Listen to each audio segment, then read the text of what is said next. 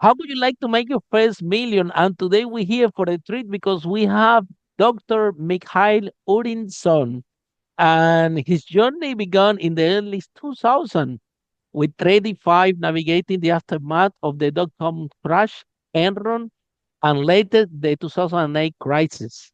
Those experiences cemented his belief in data models and risk governance, outperform institution emotion and guesswork. Today, with a PhD in statistics and economics, Mr. Masters in data science, programming, and bachelor's in finance, specialized in building institutional grade quant system for modern multi-asset market. He's the founder of Legacy Quant and Arc Quant Crypto. So, Mikhail, tell us, what are the 5 steps that you recommend entrepreneurs in order to make the first million? Welcome to Unstoppable Podcast with Harry Sardinas, inspiring conversations with influential millionaires, investors, thought leaders, entrepreneurs who are making a massive difference with their innovative products and services, and sharing the challenges and wisdom of how they sold their first million. So we're talking only about entrepreneurs, only Yes, entrepreneurs. yes, We're only yes. interested in entrepreneurs. I mean, I have pretty long experience. My I know you personally. I know you're a serial entrepreneur. So tell us. straight to the point. Straight to the point. Okay, so the first thing that based on my experience, is a deep belief. It really takes a deep belief what you do and what you start because the it's hard. It's hard and it's especially hard now because I really, really admire all the serial entrepreneurs. I just recently like one very important, since I'm a data scientist, I'll be throwing here. You have to be ready for some data science today. But I've been speaking to one of my private equity fund managers, old manager that I know for quite a bit for a long time. And he told me in a very interesting data point, like a month ago, I spoke to him, the last year data out of 1,000 projects, only one got financed. The people are managing $250 million venture Wow. capital fund in Middle East. It used to be when I started my career in 2000s, the benchmark was 1 out of 100. So it's 10x fold in terms of finance and availability, in terms of competition. So I really admire founders right now because one thing that I see common among all successful founders that I came across throughout my 20 plus year career is that they are deep believers in what they do. And that's number one thing. Deeply believe in what you do. Be prepared to sell that belief over and over and over again until you succeed. Excellent. And then what would be the step number two? The step number two, you need to think it through. You really need to think through your projects deeply. You like one of the, let me add point number 6.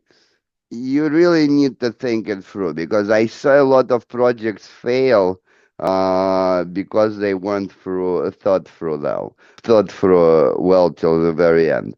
You have to be able to adjust and modify as you go. You have to be able to be flexible because circumstances matter, luck matters, and it's often very hard to think it through from the beginning, taking into account all the possible scenarios, especially right now in this extremely fast market where so much changes over months, not more years. Like we used to think and plan into 5, 10 year horizons.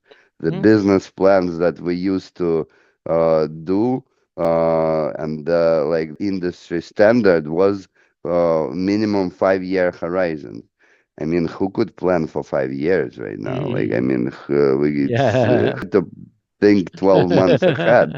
So, I Yeah. mean, that's one of the hard thing because you need to be not only thinking it through from the beginning, but you also need to be able to continuously adjust and modify your original vision and business plan and idea. I love it. The step number two, Miguel, just don't go like crazy. Just plan, but also be ready to change and pivot the plan. Yeah, it's never gonna be, exactly how you plan it, right?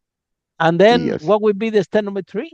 The step number three, I would actually amend it a bit. So I would put on number three because, again, that's one of the problems that I saw pretty often with founders. And that might be actually a bigger risk right now because I was just talking to one of my mentors yesterday. And even us, more experienced investors and founders, are experiencing that problem because we have so many different instruments and ideas. It's very easy to overspread. It's very easy to go into many directions, but don't succeed in anything at the end of the day. There is been a problem again. I saw a lot of failure around it. I always look at that when I'm selecting the partners because I don't like people with 10, 20 different great ideas at the same time because that means that they're not deep in any of it. Like Hmm. I want my founders to be concentrated on So keep one, it tight. two, Keep, yeah, at yeah. most three different projects at a time. And Hmm. I want look that they have enough resources, enough people around them to commit to the obligations that they envision because some of the people that failed in my experience and uh, early in my career I put it in my due diligence list as a very top priority is look how people are managing the time is the most scarce Hmm. and resources out of all and projects require deep dedication. Absolutely. And then, Miguel, we don't want an entrepreneur that is every next shiny object that appears get out of control. Sometimes entrepreneurs they have this behavior. Oh, you want to make money, and then every week, every 2 weeks, something new is coming, and you have to choose your vehicle and then keep it tight. I get it because it's gonna be a long Right, and journey. also another big point is the obstacles because some entrepreneurs they meet some obstacle and they jump to another theme, and then they meet I an agree, obstacle there, they jump to 100. another theme. I agree, That's like 100. kind of conflicts with one of the first points that you have to Mhm. be ready to overcome obstacles. There you go. And then sometimes, Miguel, it is like they hate hiding the way that they don't want to overcome the obstacle by choosing something else. But at the end of the day, if you and I, we know if you're in business, obstacles will come to you several, and you have to be able to deal with it and to overcome that. Yeah, that's a great. Yeah. So what's the next step then? Obstacles. I actually haven't mentioned it, but I think we transitioned into it pretty nicely. Overcoming obstacles is a very important part of the growth curve. There is no growth without obstacles because if there is no obstacles, especially right now, everyone would be doing the same thing. So, I mean, Mm-hmm. obstacles what make it, what you up and what strengthens your competitive advantage and what strengthens your Mm-hmm. product service Mm-hmm. whatever Mm-hmm. you're doing. It Mm-hmm. doesn't matter. Obstacles what make you strong, they don't Mm-hmm. make you strong, it's other way around. Okay, very good. And after overcoming the obstacles, And next if one. you can't overcome obstacles, that means you're weak. Yeah, you. That's and then what's the last step, Miguel? I would actually put two more because I think Go for I'm a it. bit one, Tell but us. Tell us bonus. solution We have have a to be bonus. valuable, Bonus. especially right now. Whatever you do in product or service, like it must bring value because it's crazy. Like I mean, the last week we've been talking about that with a bunch of investors. Whatever, like 8, 10 billion people, whatever population we have around the globe, have access to ChatGPT at $200 a month and all other LLMs. So the capabilities of producing new solutions right now is incredible, and it's of different proposals, findings, and a lot of different things are coming to the market on a daily basis. So your proposal have to be valuable, competitive, and stand apart. It is not easy right now.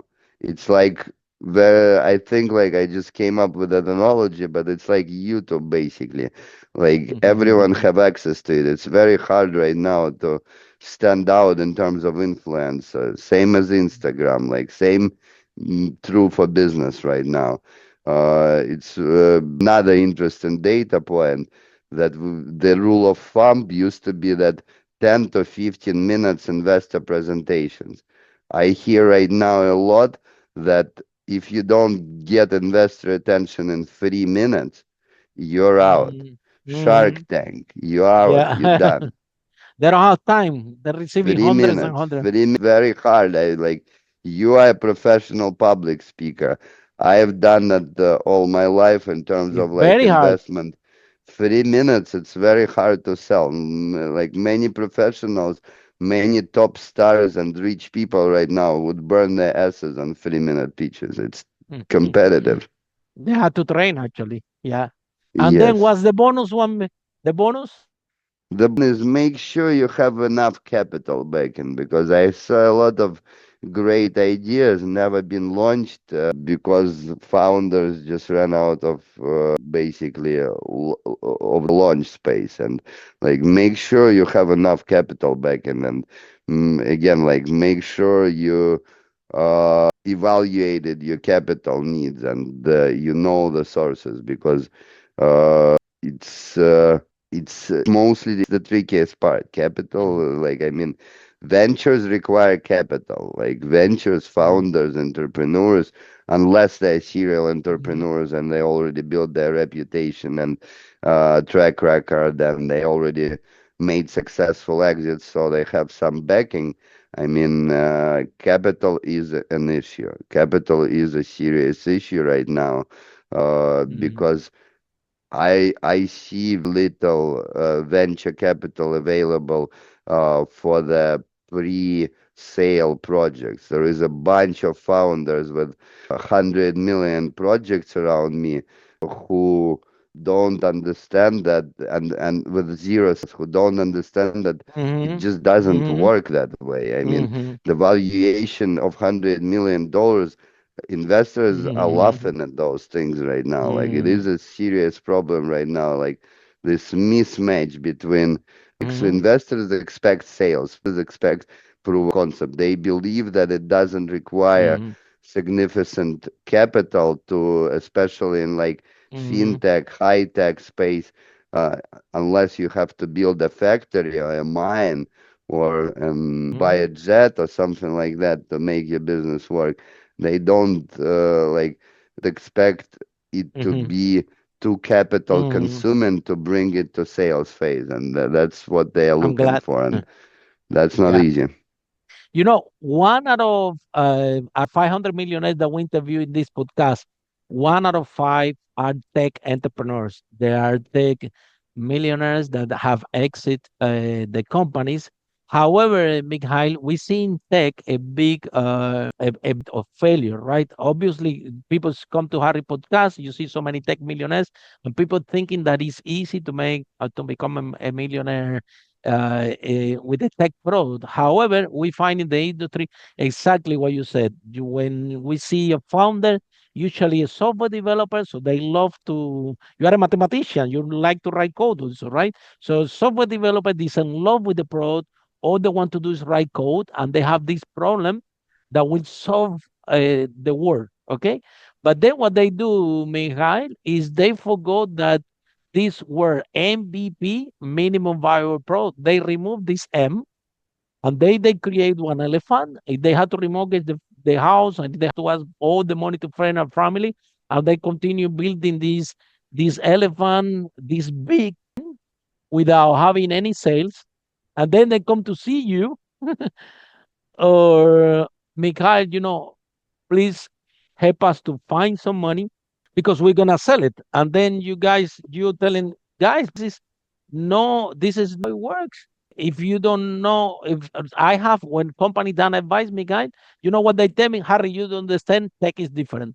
And every time I said the tech founder, I said, look, tech is different because in terms of the valuation, I agree that companies, but the more I see tech, the more I see traditional business, Mikhail, if you don't sell, you have nothing. So what's the message do you have to the tech founders out there? How things really work?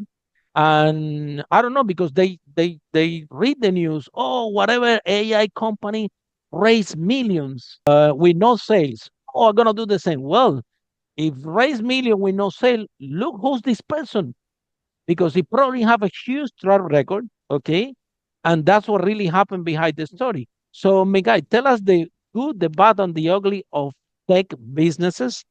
And number one, why is true that is demonstrated in this that 1 out of 5 are tech millionaires. So that is a good vehicle to become wealth and to scale really quickly.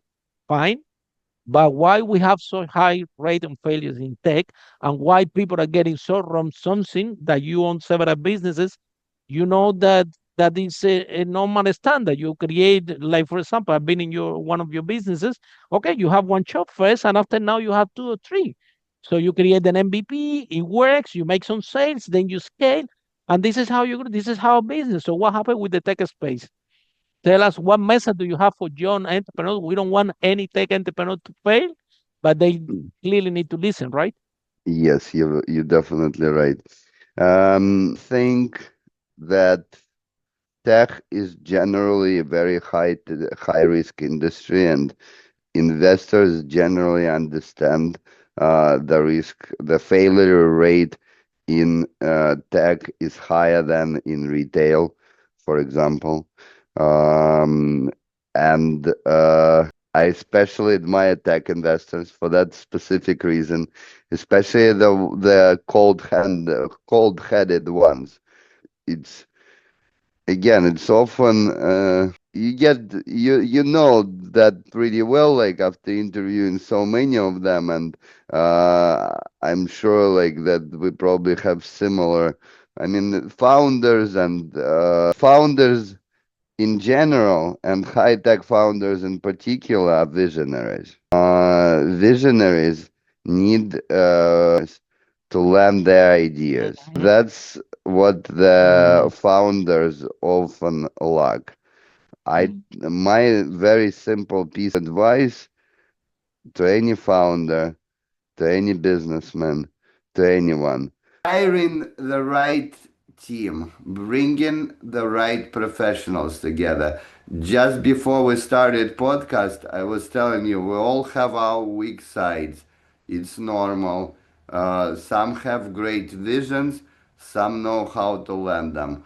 Evaluate your competences objectively and hire or partner or bring aboard in any other way possible as advisors, as board members, the people with the competences that you lack.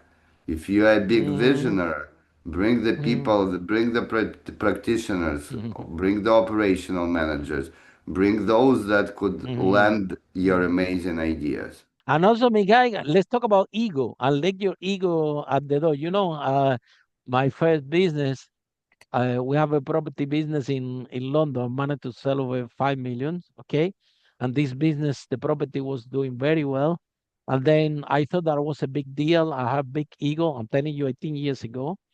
And then I went there and opened a restaurant in London and I lost 200,000 pounds. And I realized that I was not a big deal. And in fact, I didn't know anything about business, that I was just lucky in my first business. So I started to understand from that moment that I have big slap and I lost a lot of money. And I lost 200,000 pounds. I lost my girlfriend that I had back on the day. I couldn't see my friends for 2 years. It was a big slap on my face and to my ego because at the beginning you start your business, start to make some money, and you think that you know everything and you are the big deal. I realized very early age in my business career that that I actually was a nobody and I didn't know anything about business. When I opened that restaurant, which it was something very intense. I opened in Brick Lane, in the most competitive street, one of the most competitive restaurant street in London. Every restaurant out there in my street had 30 years of experience. And some of those restaurants have been passed from generation to generation. And then Harry comes there in this road, busy road. Look, I'm a big deal. I got, Harry Potter yes, comes there I'm a and big does the deal with my magic. magic. They were all looking at me and said, man, you know, you are in the big league here. You need to know what you're doing. And I tried hard. I tried for 2 years, but I couldn't. You know, I didn't have the knowledge. I didn't know anything about the food restaurant. So, but me guide process bring me back my ego that now I listen. I understand that, you know, you have to listen to your team. Yeah. And sometimes the problem we have with founders is again because they just don't know. Just because they write an amazing piece of code and they have an amazing AI, they think, oh, I have a business. And then you come and you give them an advice, guys, look, I have experience, I've been doing so many business. Forget because they always want no more money to take. I need money to take. I need money to the software. And you go to those guys and say, look, we need to show this to people to see, you know, if market wanted, how much they're willing to pay, how is the traction. Yeah, And they don't for want to me, the listen. negative Yeah. side of that, like the backflip of that coin, that again, as a data scientist, I look for co-influences in those five, six factors, and obviously my due diligence matrix Mhm. is way more expanded than those 5 points. But they start Tell to us, Mikhail, what are you contradict a looking? bit. They start What are to a you bit looking? contradict to each other because Mhm. the problem is that, for example, if you really believe in your idea, you want this baby to be born as fast as possible. And then I had, in my early stages of my career, then I had some project that I heavily believed in. I was ready to, like, I wasn't putting those crazy valuations in. I was asking what I need to make that baby Mhm. birth, basically, to, Hmm. to, to, And put it to, in to front of people. Sometimes what happens is that the founder is scared to put the product in front of people because he's the rejection. He's afraid that people said, I don't like it, I don't want to pay any money. So they never face that and they always behind the screen writing the code, try to predict how it's gonna be rather than just ask the market. So Miguel, tell us what is your ideal tech founder? Yeah, what are you looking for for a tech entrepreneur that would be attracted as from the investor point of view because we have a big gap you mentioned earlier, huge gap, or we have a lot of tech entrepreneurs with a lot of ideas full of energy, very young. Okay, but they always tell me, Harry, you know, I cannot find money. You know, when I have a product, then the investors say traction. When I have traction, they want sales. When I want sales, they say they never happy. And then on the other hand, you have the investor telling me, Harry, they cannot sell what they created. So how can I go and give them money if they don't sell? They have nothing. So in I mean, between is a if we, huge gap. So what is the idea tech founder that you guys investors are looking for? I mean, every investor, I guess, is a bit different in that sense, but I am like me and the group of investors that I am cooperating with. We are mostly interested in those founders that have already some type of sales and friction. And I understand it completely that not all founders are able to bring it to that stage, but those who are able to bring it to the sales, they have competitive advantage because sales takes care of a lot of different project other questions He's because if saying that they're your product is actually fit for the market. Somebody's it's paying you already some like money. it doesn't matter if it's hundred thousand of Mm-hmm, dollars, fifty exactly. thousand dollars, $1 million. It means that someone needs it. And there is and some willing to basis pay that for it. we could basically some foundation. I've done a lot of construction in my life. You can't build anything without foundation, and foundations are not often the hardest ones to build. Take 30 to 40% of the budget and takes a lot of time to do, but they are the ones that we don't never see again. So it's they are foundational, and this is very important for that for any business. And we are okay not to go. We don't want to go into foundations because if there is no sales, then we need to understand everything. Then we need to evaluate too many different risks and everything. So I mean, if you don't have foundation, the job is much. If you don't have sales as a foundation, your job is much harder, and you need to first basically sell it to angels, to angel investors, to high risk takers. You need to basically sell your vision, and this is much harder task. So if you have any funds, like any and all funds that you initially have, should be dedicated to bring in some type of prototype, because a lot of things, especially in high tech, a lot of things could be adjusted and added and built and as you go in process. You do like you need to phase it out and make sure you allocated some money to marketing, to sales, to proven that someone needs the market. Even though a Making lot of yeah. ideas right now also a little bit contradicts Mhm. with another thing, that for example, even with my own legacy quant crypto project and platform, a lot of things that we do right now is basically, but again, we have funding for that, like we allocated funds for that, but like we grow in the subscription base. We have like 26,000 on one of our Oh projects, wow! around 50,000 on another Can project, you but mention the names, Mikhail? Can you mention the names of those projects? Stock Hunt AI is one of the platforms that we launched about summer of the last year. It's still in the free trial phase, so we obtained around 26,000 subscribers, Oh but they all wow! It's a lot subscribers. of We don't traction. charge Wow! money because a lot of modern models, they are based on getting the people hooked I first agree. and then charging for it. I was talking the other day Mhm. that I don't know if you heard SanDisk, like the flash card provider, like the hard disk storage provider, they Mhm. increased prices by 3x on all their product Oh last week wow! because of the Wow! supply shortages. And I was talking Wow! to a bunch of investors and a bunch of like fund managers. Like, I think it's a reasonable thing for ChatGPT and all those things to raise the prices too right now. Because Mhm. I mean, if they charge me instead of 200, 600 tomorrow, I will still use it. They have a great price elasticity. I mean, there is no problem. Like they could, No, like if you are they used to got us use it, hooked yeah, already. yeah. Tell me about it.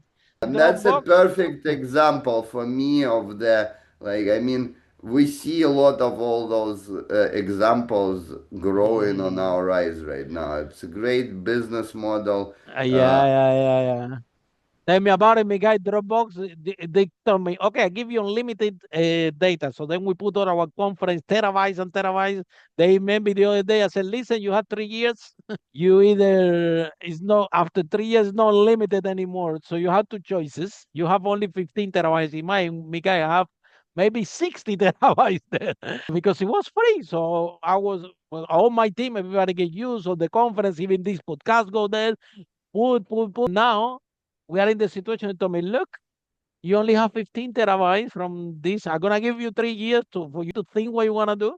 So we are thinking what to do because now we have a lot And of data, you and should now take it all. You should all take my it all team and is ask used if to you the could. Dropbox. I cannot change. You know what I mean? So it's a big. So I had to let's see what's going on. Mikhail, You should ta- question. you should take it, and you should ask them if you could double it and take They 6 hooked years. me. They hooked Because me. next time they come to you, it Yeah. will be 10x that price. They hold me, they catch me. So then, Mikhail, now making money and keeping the money, completely different things. So a good entrepreneur, Mikhail, is someone that, you make a business and you're able to make money. Okay. That doesn't mean that you're able to keep it. Okay. Entrepreneurship is about making money. In order for you to keep the money, you need to become a good investor. When do you realize in your career, like, hold on a minute, this is only 50%. I have my business, I make money, but you realize that if you don't become a good investor, okay, which is completely different skill set as entrepreneurs, okay? So a good investor, in my opinion, is a good entrepreneur, but a good entrepreneur not necessarily need to be a good investor because there are two different things. One thing is you have wear both hats, so you know what I'm talking about. So when do you realize? Because in this podcast, we have people like, for example, entrepreneurs that make millions, they exit, and then they took the money and they give me to a fund to look after it. And because they didn't understand investment or anything, they say, Harry, after 1 year, when we check, a lot of zero was missing. We don't want for entrepreneurs that the hard work to actually exit the business, just a few. But then what happened? You have some millions, and then because you don't know how to invest or you don't know anything about investment, then your friend will come, Leak, I have this building idea that you can make so many eggs, or you have this Or a bistro restaurant. project, or I Or have a the restaurant. restaurant, or I have this, and because you don't have any idea how to invest, look at you, you're talking about risk and about how to mitigate that risk and about sales and about this. So when you realize, Mikhail, that this part equation have two parts. One's learning how to make the money. Second one is keeping the money. For example, yeah, I the Lord in this podcast, I always tell to entrepreneurs, look, there are people, Mikhail, that have one business. They make the money, they reinvest in the business, they make the money, they reinvest in the business. And then what happened? COVID happened, an earthquake happened, something happened. And then in 3 months, you go to zero. And the other day, my brother does import and export from in Spain. He has the decoration furnishing. He supplies all Europe. Our clients all over Europe. And he commented to me, Harry, you're not gonna believe what happened. I said, what happened? He told me it was a fire 9 kilometers away from the warehouse. And I said, "Wow, that's amazing. That's amazing." And he told me, "Look, the interesting thing is that the wind blows and the fire reached only 200 meters from the warehouse. And when I went there, I couldn't even get in because the fire brigade circled everything. And just for 200 meters, I didn't lose my whole business." And my answer to my brother was, man, for this happened to you, you only need to be in business. You only have to. However, my guy, we debate here. Okay, if you have a business, you make money. Okay, you take this money, maybe you invest it, you learn how to invest, maybe in crypto, you buy a property, take the profits, and then you reinvest in marketing or whatever. And you know what? If one day you go out of business, still you have assets, still you know how to invest, still you have another sources that produce income, but basically don't put all the eggs in one basket. So, number one question: when do you realize that being a good entrepreneur is not enough? You have to become a good investor. Number two, what message do you have for entrepreneurs that only think that this equation only have one part, like entrepreneur are making money, they don't want to learn how to invest, they don't want nothing to do how to become an investor, they don't want to learn anything about it, and then they can make as much money. Very difficult for keep it if they don't understand the dynamics of investing. So for the first question, I mean my experience is a bit different because I actually started as an investor on the investor Ah, side, on the wow. You investment started as an management side. investor and then you became an Yeah, on the entrepreneur. bank side, Wow. like I used to work with for Ernst and Young, and it's a big four consulting and like capital Yeah, advisory yeah, yeah, firm. yeah, yeah. Audit, and I was not on the audit, I was on the capital raising side. It's actually funny.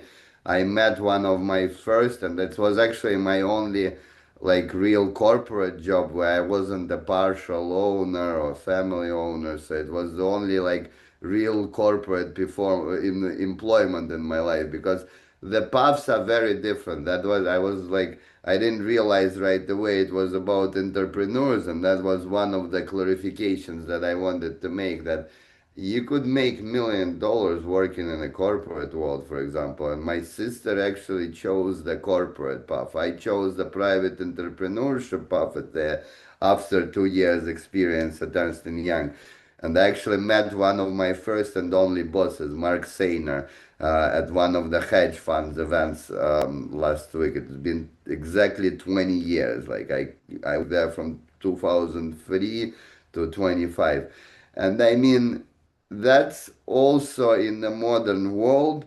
Like if you are good, that's probably like the broader suggestion that I would make. I would make the suggestion to start in the corporate world. Because if you are good in something, you Hmm. could start with someone else's money, with some other entrepreneurs, more And you learn. established entrepreneurs, more rich entrepreneurs. And I was lucky to start at Ernst& Young because Ernst& Young is a big four audit and consulting company in the aftermath of Enron collapse where Arthur Andersen was killed and went out of business.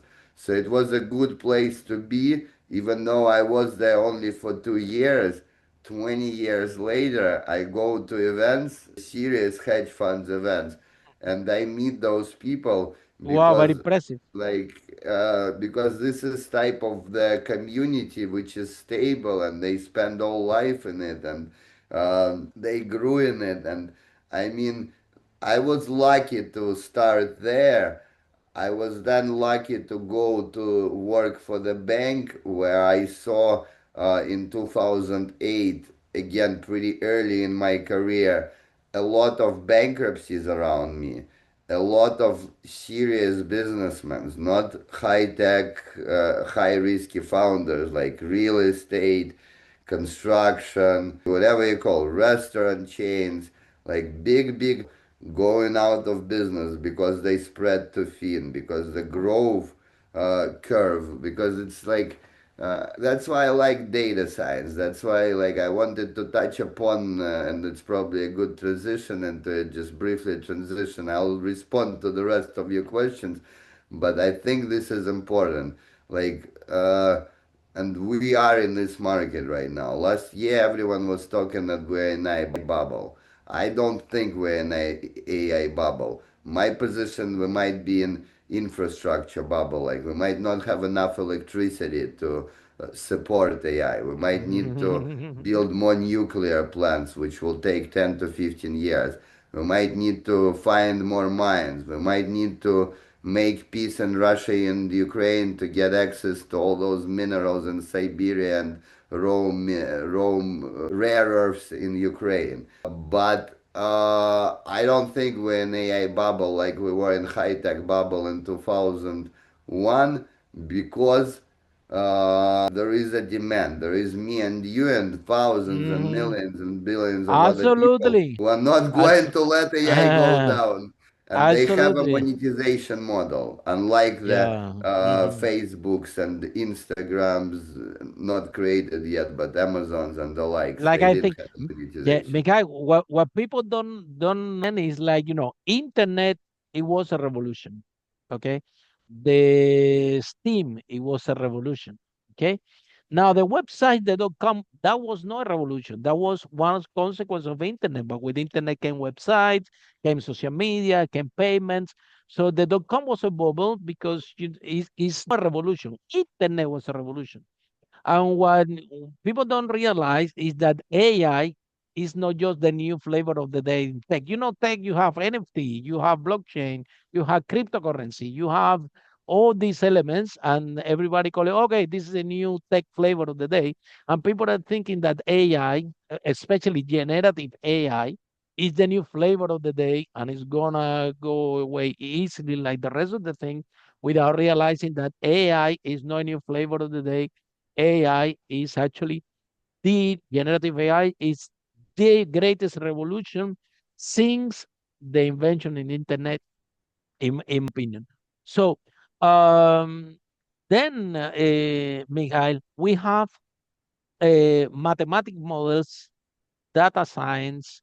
Before the podcast, you were sharing with me something amazing about the mathematical models and prediction, and we all know that all these trading, they're based in mathematical models. You, as a mathematician, as you have a PhD in this topic, okay? Do you think that in the near future we can use AI models and lending models in order to get more accurate results of how the market is going to behave? Something that is a big debate, but I think you have the right qualification to answer this question.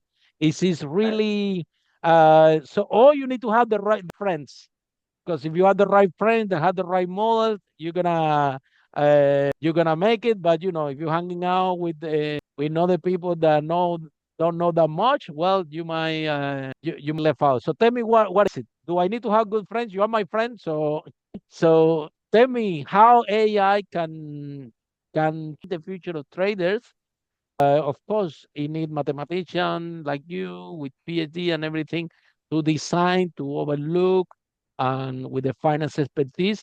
But it's actually possible that we can predict more accuracy, because if it's like this, is amazing. We all these big funds you mentioned, Bloomberg, they all use softwares. Last time I checked, Bloomberg license one is a lot of money, and all these hedge funds every day have a license, so they use tech And and Bloomberg is models and not even derivative. that good either. Oh, look They at this. outdated, outdated, crappy software So, from uh, 1990s. and it's expensive, the license, right? And Yeah. everybody use it, okay, in order to. So tell us, what's the future in software modeling, simulation, in order to get more accurate, and how the retail people, the little man, can have access, not only entrepreneurs, but the housewife can participate, because what happen always is that, okay, this guy have a great software, but only the rich hedge funds are gonna buy it, are gonna manage, are gonna use it, and then the little guy is always left with nothing, with the all data and everything. How we can bring a participation to the new generation of AI modeling software in order to predict the probability how the market is gonna go. Okay, a bunch of questions you're throwing at me, but let me try to answer all of them. So, number one, in investing, it's different than in founding, and that's being investor is different than being a founder, and that you related addressed in the last question. And but I get to answer it to it, so I'm going to give a very simple answer and transition to the next part of the questions. But this very simple answer that the difference between investors and founders that needs to concentrate, in my opinion. Investors need to diversify. It's completely different objectives. It's a bit hard. Like it's a bit hard to be both founder and investor. But as we grow and as we learn, as we proceed in our life, we should be able to send both of those functions. We should be able to be part of the day sitting in founders chairs and part of the day sitting in investors chairs. I agree. So like this, you can And keep the money. You can make the money and keep the money. It's yes, difficult, but this is what we have to do, right? yes, yes. Next questions. As an investor, you diversify, and as you diversify, uh, that's the main rule for the investors. Investors diversify. The investors don't put all eggs in one basket. The next part. 85% of quantitative trading is by institutions is done algorithmically for years. They haven't started using it Mm-hmm. 5 Mm-hmm. years ago like we started Mm-hmm. using LLM models. All the Okay, they big might have players. been using All a the big bit players, right? different tools, but they've been using it for years. That's not institutional investors are not dumb. Like I mean, they're there because they're not dumb, and that's a big problem that we are trying to address at Legacy Quant and Dark One Crypto, and we're not alone. There is a lot, like in any other hot and interesting and AI related industry, using AI and machine learning and all that stuff for finance is not a new theme. Every data scientist using a subscription, some type of subscription, is trying to figure out the same thing that I'm trying to do, is to build a money printer where you could just be on the beach or skiing and it's just Mhm. automatically doing the magic. It's not easy. It's never been easier. It required 30 PhDs around me to do what I Mm. do today with couple PhDs. It still requires because you did need the different competences, different skills, and like I'm not the best programmer in the world. Like I know the basic skills of programming, but very basic. I know that I'm much deeper in financial and economic theory other than my main task is Mm. hypothesis construction rather than programming. Programming is done by different team members. So I think this is the main key theme. Like this is where what we need. Computer power. I've been told, people told me that, you need a lot of in order to process all this Not data, so much or not because really. Or not anymore. Again, this is more like historically. We needed to invest heavily into infrastructure to be able to achieve it. Now, you through cloud servers and cloud data centers, you could achieve like this is a relatively low cost. Data, you pointed it out correctly a couple minutes ago, and you raised that point about Bloomberg. Data is still pretty expensive because good data costs money, and in data science we have a well-known saying: "Garbage in, garbage out." Like you don't want to put and garbage the into the market. licenses for this software cost a lot of money, but they're using it because somehow helping them to make the decision in the trading, and clearly they're making money. Otherwise, they won't Not keep only using those ones. software, data costs money. Like the software There you costs go. money, and then data Data. costs money because you need good data and software. You might pay once a month. With data, it usually depends on the amounts of data you I get in. think So routers you also had to pay, right? I remember when I used to live in London, Canary Wharf, there was routers, everything. I mean, all routers, of them you have to pay, and I'm sure it's like it's continuously increasing. Every year they increase like 20, 30%. Some of them, like one of the subscriptions that I was loving for crypto news, they used to charge me like $100 a month, and now they want $5,000 a year, and they don't do take monthly payments anymore. So yeah. like what, So like tell us how we're five-fold gonna increase. democratize. How we're gonna democratize this so the little guy, the retail investor, at least have a fair chance. You see, because otherwise, Through the I see that is platforms like unfair. we building when like through the What's the mass. name of the platform? How people can join the platform? How people can learn more about it? What is the website? Tell us everything about the platform. How people can find you if they want to know more about it. Tell us everything. I mean, we're working on several products I still cannot mention. The one that is launched for public and which we're like affiliating ourselves in, which is like our basically daughter company, is Stock Hunt AI. It's a Singapore, India-based company with several offices across the globe, Wow. including Dubai. We've been Wow. working with them since 2017, so we know the team pretty well behind the project.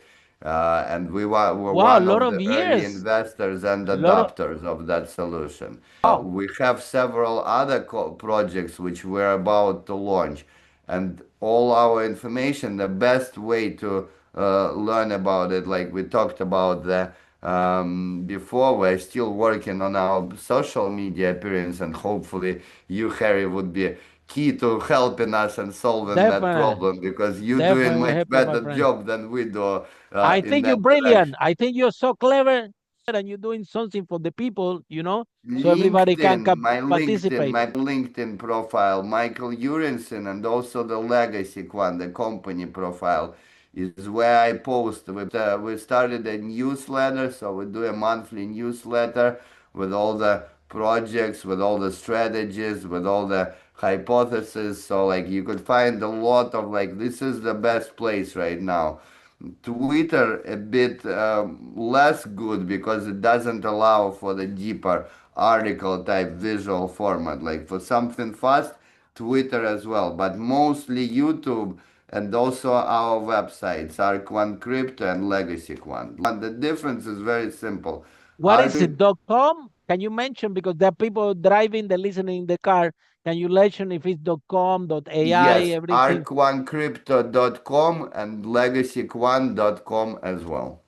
Very good. So for you guys listening in the car or in the gym, these are the websites when you can find more information about it. And the last question, Mikhail, what inspired you? You guys, if you have been all your life surrounded by all these hedge funds and all these big players, that is a lot of money. We're talking about hundreds of millions, yeah. And you guys are developing a solution that can be used not only for corporate but also for the retail investor, right? So what makes you to being a revolutionary and make it fair the field of trading? Yeah, what inspired you to do that? It's a big I job, think requires a lot of commitment. I think I was too long on the other question, so I'll be very brief on this one. I am like you, Harry. We are Robin Hoods, so we do. Absolutely, absolutely. We need to help the little guy as well because it had to be fair for everybody. Yeah. So And that's why I'm especially if you could make a little bit on the way. absolutely, absolutely, and help the little guy. Why not? Me guys, thank you so much. This has been an honor for me and I had the pleasure to meet you personally and to be in your podcast in your studio here in. So I wish you all the best. I think you're brilliant. I think you're onto something really, really, and I think that education is key about understanding. And I think that the path that you described, learn how to become an investor first and after do a transition to entrepreneur, I quite like it. At least people learning with small things, because at the end of the day, entrepreneurs need to learn both things at the same time. So once again, thank you so much. And for all of you following the podcast, see you in our next episode of Unstoppable, how brave entrepreneurs like Mikhail break the wall and achieve the first million. Bye for now. Follow us for more interviews with world's most influential, audacious entrepreneurs that overcame challenges and adversity, providing you with the blueprint of how they sold their first million so you can grow your business exponentially.